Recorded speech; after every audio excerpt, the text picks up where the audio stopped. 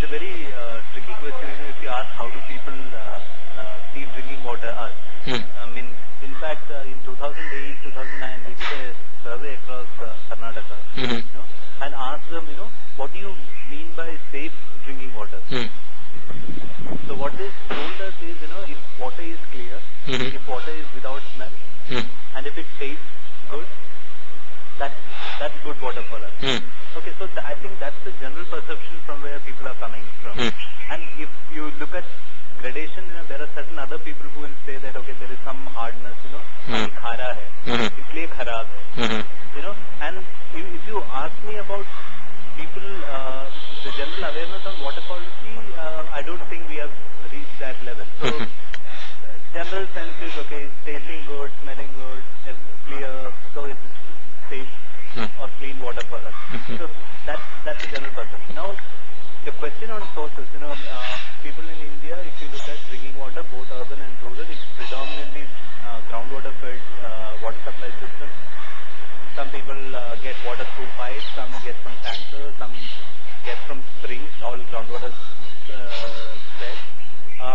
But the issue today, what we are facing is, as I said, 85% of people getting water from groundwater, there is a lot of unreliability, unsustainability creeping in because the water tables are going down because of a lot of pressures from external sources like industrial, agriculture, and other domestic kind of activities.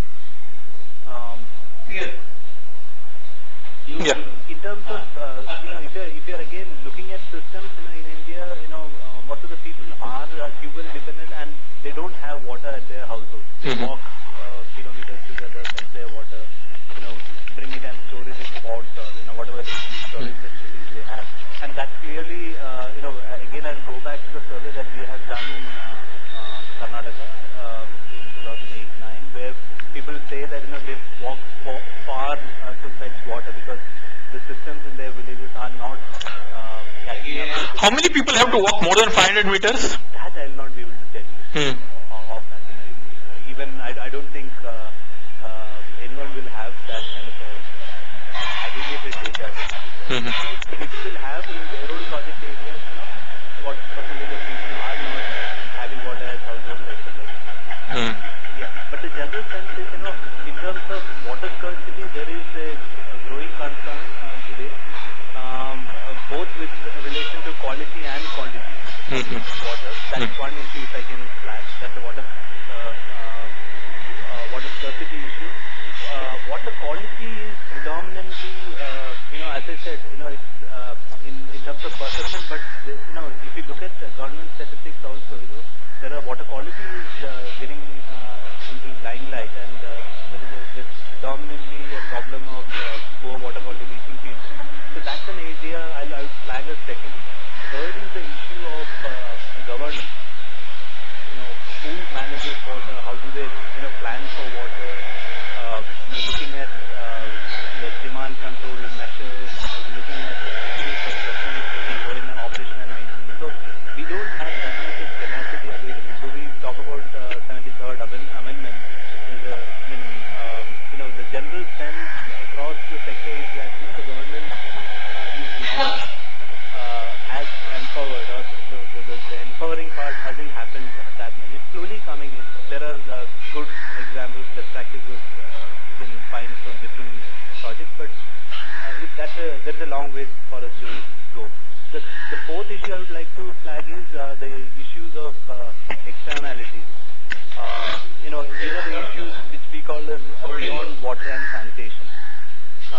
Like for instance, water security in a village depends on a lot of externalities, like as I mentioned, whether agriculture in that area is drawing more water and eating into the aquifers that is feeding your drinking water system, or in an area, groundwater trust area, if an industry is coming, how is it impacting on the local water security? The issue of industrial pollution and urban pollution from cities and industries, contaminating the local water bodies, so on and so forth. And the other one, the last issue of all this is sanitation. India is, in terms of coverage, India is progressing very fast, and about 65% is 65% of the rural households have toilets today. But the issue is also about, how do you sort of sustain this and help people to use good toilets. If you're constructing toilets for self-education where people are not using it and they will still resort to open defecation. So how do you change the behavior of people so that they internalize the need for using a toilet because it's somewhere affecting their health? So these are the 4, 5 high priority issues when you look at the sector.